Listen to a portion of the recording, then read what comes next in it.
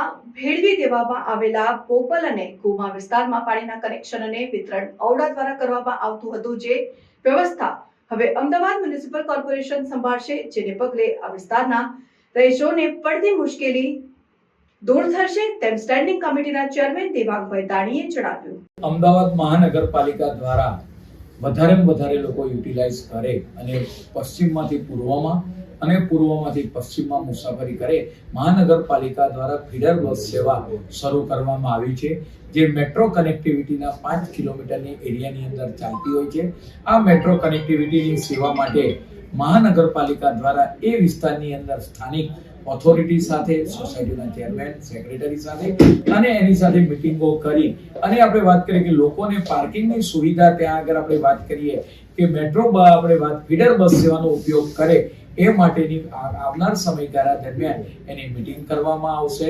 પરિણામે આપણે વાત કરીએ કે આ જે કનેક્ટિવિટી હોય ત્યારે સહેલાઈથી પૂર્વમાંથી પશ્ચિમમાં, પશ્ચિમમાંથી ઉત્તરમાં અને ઉત્તરમાંથી દક્ષિણમાં વાફણાથી આપણે વાત કરીએ કે મોટેરા સુધી સહેલાઈથી લોકો જઈ શકે.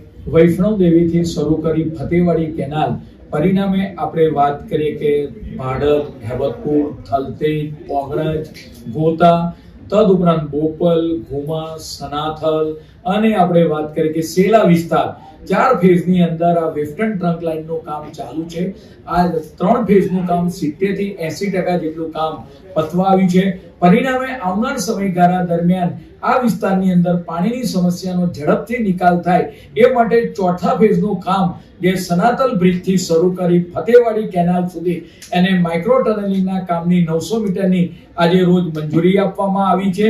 પરિણામે આગામી ચોમાસાના ગાળા દરમિયાન આ વિસ્તારના લોકોને વૈષ્ણોદેવીથી શરૂ કરી આપણે વાત કરીએ બોપલ, ગુમા, ભાડજ, હેબતપુર, થલતેજ અને સનાથલ વિસ્તારની અંદર, સેલાની અંદર આ પાણીનો ઝડપથી નિકાલ થાય અને ચોમાસા પહેલા 30/6 પહેલા આ કાર્યવાહી પૂરી થાય એ માટે 4 ફેઝની અંદર આ કામ ચાલુ છે. આજે અંતિમ ફેઝને પણ માઇક્રો ટનલિંગ માટેની 900 મીટરની મંજૂરી આપવામાં આવી છે. કોન્ટ્રાક્ટરની મુદતની અંદર આમાં કોઈ પણ જાતનો વધારો નથી. 30/6 સુધી ચોમાસા પહેલા આ કામગીરી કરવામાં આવનાર છે.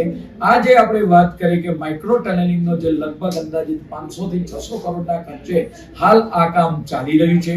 છેલ્લા ફેઝનું જે કામ છે આપણે વાત કરીએ કે લગભગ 112 કરોડના ફેઝનું કામ છે.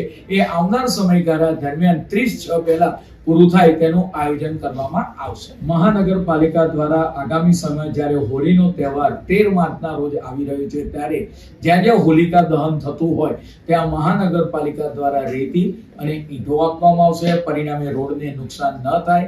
તદુપરાંત કેટલીક ઠેકાણે વૈદિક ખોરી થાય એ માટે મહાનગરપાલિકા દ્વારા અમારી બાકરોલ ગૌશાળા અને દાણીલીમડા ગૌશાળા દ્વારા સ્ટીક બનાવવામાં આવી છે. ગોબર ગેસમાંથી આપણે ગાયોના છાણમાંથી એના છાણા આપવામાં આવશે. પરિણામે વૈદિક ખોરી એ પણ કરવામાં આવશે. તદુપરાંત ડાકોર જતા જે પદયાત્રીઓ છે હોળીના તહેવાર દરમિયાન પૂનમ ભરવા માટે જ્યારે જતા હોય તો ડાકોર પદયાત્રીનો રૂટ બિલકુલ ચોખ્ખો રહે.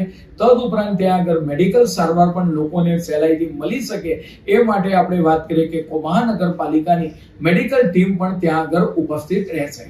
બોપલ અને ગુમા એરિયા જે કોર્પોરેશનનો સમાવેશ થયો ત્યાં પાણી વિતરણની વ્યવસ્થા હાલમાં ઔડા દ્વારા કરવામાં આવે છે. એનું ઓએનડમ મેન્ટેનન્સ પણ ઔડા કરે છે અને એનો ચાર્જ આપણે વાત કરીએ કનેક્શન એ પણ ઔડા આપતી હોય છે.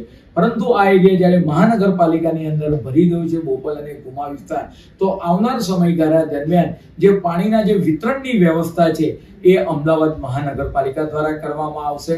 પરિણામે ત્યાંના રહીશોને જે હાલ તકલીફ પડી રહી છે એ તકલીફમાં એનો આ સખત અંત આવશે અને મહાનગરપાલિકા દ્વારા સંપૂર્ણ પાણી વિતરણની વ્યવસ્થા ઉપરાંત નવા કનેક્શન આપવાની વ્યવસ્થા એ અમદાવાદ મહાનગરપાલિકા દ્વારા કરવામાં આવશે. જે ગોદરેજ ગાર્ડન સિટીની આજુબાજુ આવેલા અમારા જે ગામો છે જે અમદાવાદ મહાનગરપાલિકાની અંદર ભરેલા છે, આ ગામોની અંદર જે પ્રાથમિક સુવિધાના કામો છે, ટીપીના રોડ છે, તેની બેઝિક યુટિલિટી, તેની સ્ટ્રોંગ વોટર લાઇન, ડ્રેનેજ લાઇનના કામ પૂર્ણ થયા છે.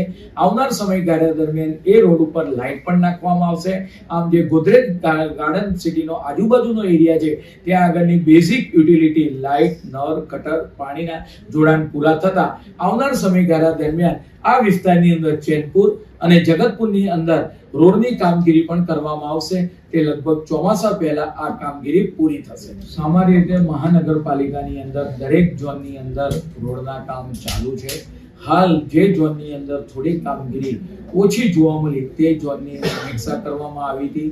દક્ષિણ ઝોન છે અને દક્ષિણ પશ્ચિમ ઝોન, આ ઝોનની અંદર આપણે વાત કરીએ કે રોડના કામો ઝડપથી થાય, સારી રીતે થાય અને આગામી સમયગાળા દરમિયાન હોળી પહેલા જે કામો લીધેલા હોય એ કામો પૂરા થાય અને હોળી પછી જ્યારે લેબરો આપણે વાત કરીએ કે જ્યારે હોળીના ઉત્સવ મનાવવા જતા હોય અને એ આવે ત્યાર પછી જે કામો છે એનું એડવાન્સ પ્લાનિંગ થાય અને એ રોડ ઝડપથી પૂરા થાય તેની કાર્યવાહી કરવાની પણ આજની ચર્ચા કરવામાં આવી છે.